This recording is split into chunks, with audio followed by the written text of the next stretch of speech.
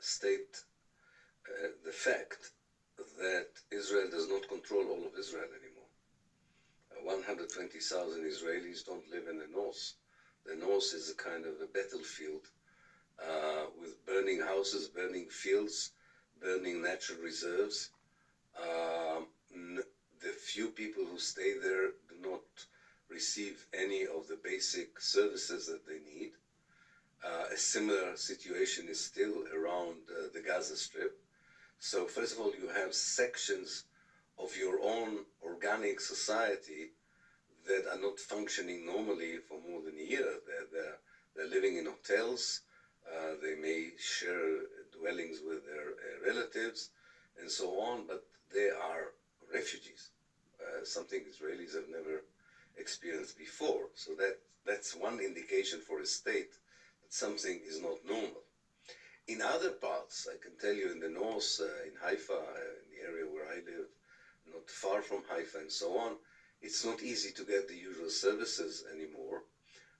But that might be temporary. Maybe some sort of a political solution between Israel and Hezbollah would be achieved, and then maybe that part of the sense that the state is also not functioning in other parts, apart from Tel Aviv and Jerusalem, may change. I have to say this, but definitely in the last 4 months or so, the sense is that also these parts of Israel, so altogether we're talking now more than 50% of the state, is not, you cannot live a normal life. Economically, socially, culturally, kids don't go to school, basic services are not there. Every now and then they try to convince parents to go to send the children, but they're not totally feel safe, the parents to do so. It's a very, it's a state in a crisis. The vibe is a crisis, but again, I have to stress that it's very important to understand you really have two Israels. I call it, you have the state of Judea and the state of Israel. You really have two states in one state.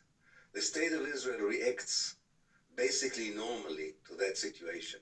What is a normal reaction to a situation of war? Many people, first of all, leaving. That's normal. Many people feel depressed and traumatized. That's normal.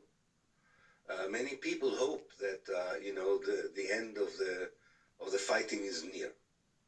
The state of Judea rejoices. This is Armageddon. This is what we always thought should happen and would happen. So it's difficult to generalize about the mood when you have two peoples, so to speak, living in the same place.